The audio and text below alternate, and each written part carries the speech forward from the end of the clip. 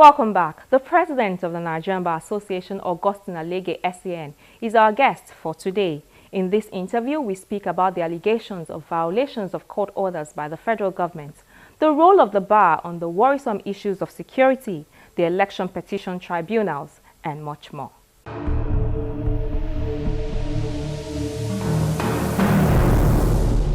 Thank you for talking to us. Thank you very much, Shola. As the leader of the bar, what agenda, what goal or vision have you set for the bar and the bench this new year? Well, we set our goals for the bar and the bench on the basis of what is happening in the country.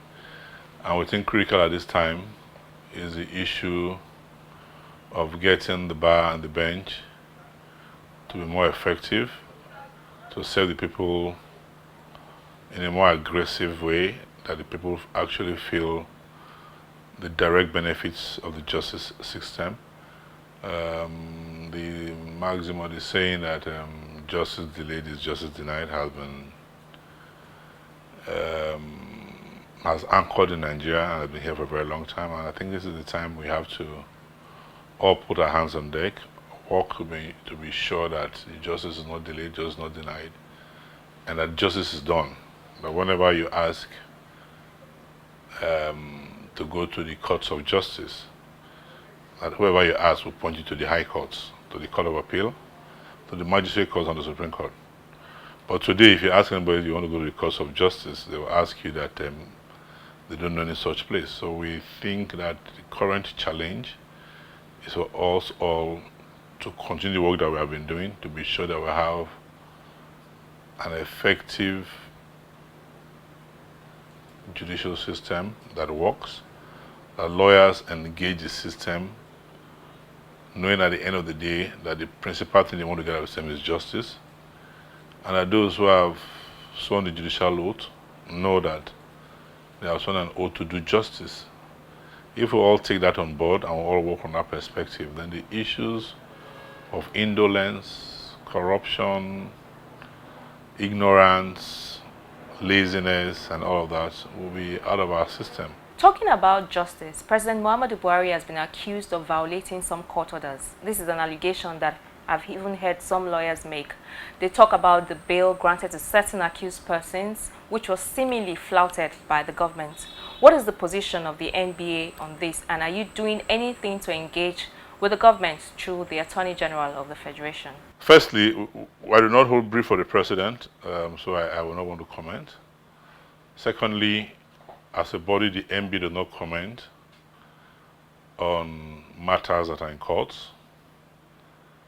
Thirdly, whoever is involved or parties involved have their lawyers who are working on their behalf to address the issue. But on our own side, on the side of the NBA, we have a commitment of the President that this will be a government based on rule of law. We have interacted very closely with the Honorable Attorney General of the Federation, and he has restated the commitments, and we are currently working together to establish and ensure that the government's policy and the government's agenda is based on rule of law. An integral part of the rule of law doctrine is obedience of court orders.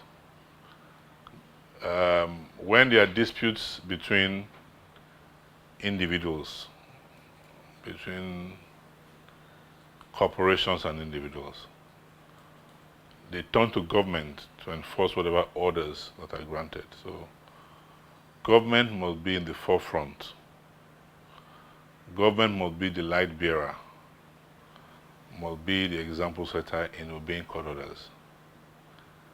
And I believe that this government has given us commitments to rely on rule of law, and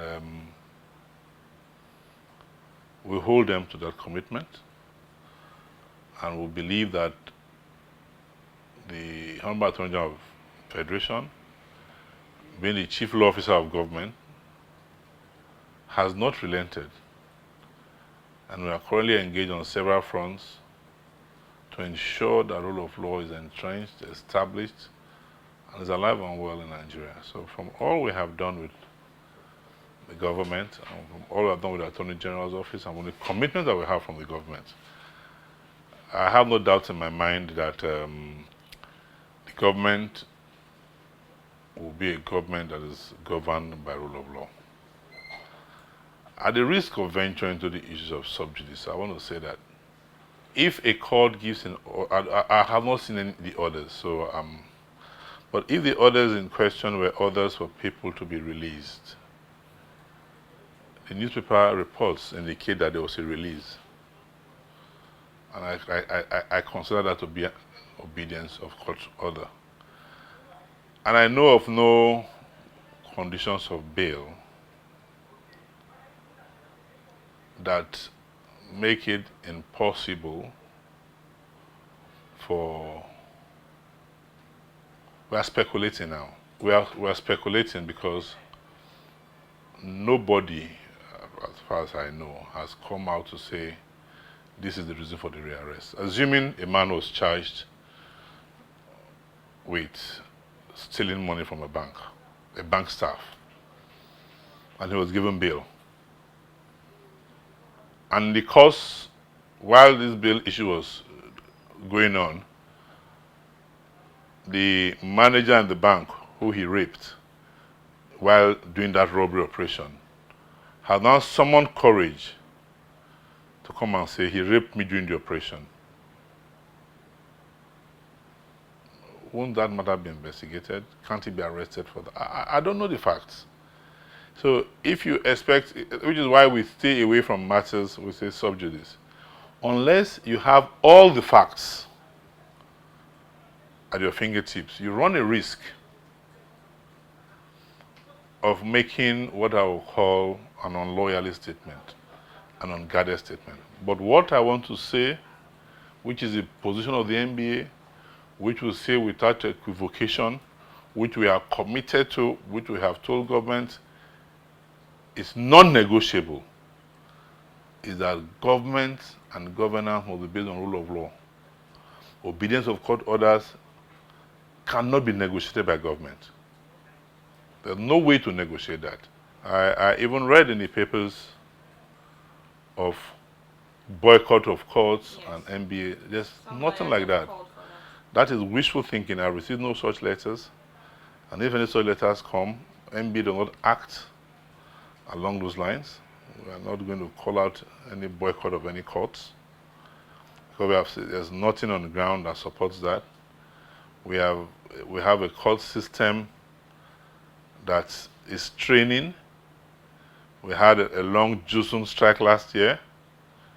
People are not yet recovered fully from that Jusun strike, and it will be unconscionable of us to, at this time, when we have election petitions in courts, which have time limitations, then the NBA will call its members out on strike.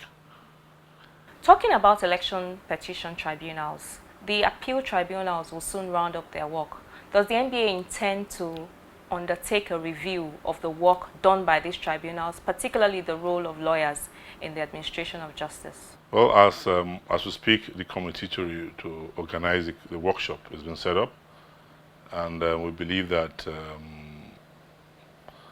our interaction this time with the voting population or with the politicians needs to be checked. But critical in everything that we do is for all of us to know that we are members of one family. Lawyers, judges, we are from one family. We all went to the law school, we all studied law, so we are one legal family. And the essence of this workshop, not to apportion blame, but to review our interaction, to review our performance, then to benchmark how to work in the next 4 years. Let us start to plan for the next election. Let us start to see what did we do wrong this time, what can we do better next time. And like the CGN coming out openly to say that the Court of Appeal, to encourage the Court of Appeal to be more consistent in their decisions, we need to look at it and say, okay, how can we help? Is it possible for there to be a central authority that takes all judgments delivered by each panel and shares them around. That should be like an automation of the system, right? Either by way of automation, by way of any which way. Let us decide a way that's agreeable to everybody. I'm not saying that's the solution to the problem, because you could actually have two panels sitting on the same day. But let us start to discuss, how do we get close together? Is it that we need to have a more robust workshop before the election, so that we decide how to determine each issue? We'll look at what are the authorities on this issue, what have we agreed on this issue of pre-trial, so that everybody knows the state of the law on pre-trial is A, B, C, D, E, F. And each tribunal, each appellate court has a copy and adheres to, so that we have done elections so many times, we've gone to court so many times, that by now our electoral law should be becoming codified. People, if you come to a lawyer by now, he should be able to tell you whether you have a case or you don't have a case. You will still go to a tribunal, however, even if they tell them they don't have a case. Yes, you can go to tribunal, but at least the lawyers should be able to understand the outcome. It is monumental for the Chief Justice of the Federation to make that comment, encouraging the Court of Appeal to be more consistent in their judgments. He wasn't saying that for fun. He must have noticed something. But our belief is that the Supreme Court will correct any errors that have been made by the... Security is another key issue. I know that the NBA paid a fact-finding visit to Maiduguri to see firsthand the state of security in that state. What has happened since then? We went to Maiduguri, and it was a monumental visit for several reasons. Apart from the workshop we had the opportunity to visit the holding camps, the detention camps, and so had a rare opportunity to know that the military is being very open. They didn't have to show us those that were in detention, but they gave us access to all their detention facilities in Maiduguri. Yes, and they gave us access also to Nigerian soldiers who had suffered injuries in the course of quelling the insurgency. What that also does to you is, apart from the newspaper reports I've been reading of Boko Haram, for those of us who are not in the Northeast, who have not experienced this since firsthand, it kind of puts you in reality with what is happening actually on ground. That this is not just a newspaper item, not just a TV clip. Their lives have been lost. People are actually impacted. It also afforded us an opportunity to interact with the military, both the military high command, the commanders on the ground, and even the troops, to start to set out and agree on minimum standards of human rights, things that should be done to ensure that there are no human rights abuses, both for those you are encountering in conflict and for the civilian populace. We think we achieved a lot on that front, and it is a work in progress. In the next few weeks, I intend, as leader of the bar, to invite the leadership of the Nigerian Medical Association, Nigerian Society of Engineers, Nigerian Institute of Architects, Nigerian Union of Journalists, if they will agree to come, NLC, I know the president will come. He's very passionate about Nigeria like I am. For us to take another fact-finding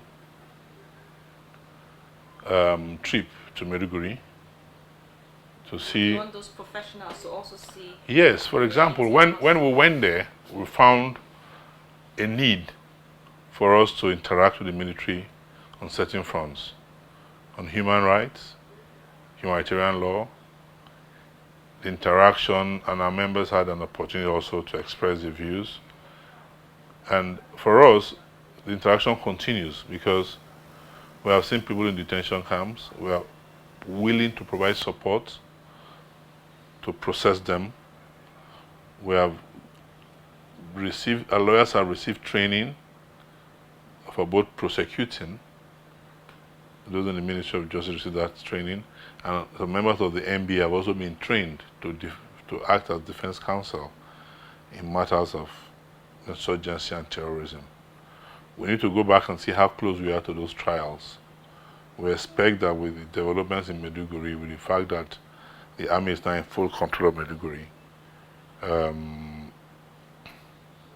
these trials will start soon. We need to see what is happening. On the medical front, I went to the hospitals, but you see, I'm not a doctor, so I could only offer my sympathies. But if the president of the NMA comes along, he may be able to offer more. There's been some damage done to infrastructure in the Northeast. So if the Nigerian Society of Engineers and the architects come, they may be able to offer some services, maybe engineering services, maybe architectural services. If the NUJ comes, it may also be an eye-opener for journalists to know that we have no other country but Nigeria, and we have a duty to ensure that we keep our country one, to ensure that we'll do all we can to help our country in difficult times. And NUJ may be able to play a role. Now we're hearing of people carrying bombs, not knowing what they are carrying.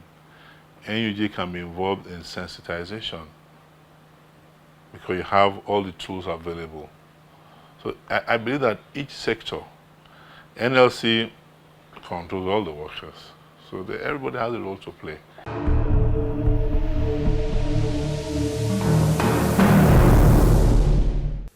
The NBA will visit Zaria in Kaduna later this week to get a first-hand view of the clash between the army and the Shiites. The association will also do a review of the activities of the election petition tribunals after the appeal panels conclude their sittings. These are just a few of the interventions the president of the bar has lined up for the year. On the program, we'll keep close tabs on these activities and keep you informed as always. In the meantime, you can send us your feedback on any of the issues we have discussed using any of our social media platforms. If you missed any part of this program, you can find it on past episodes of the program on our YouTube channel. I am Shola Shoyeli. Thank you for watching.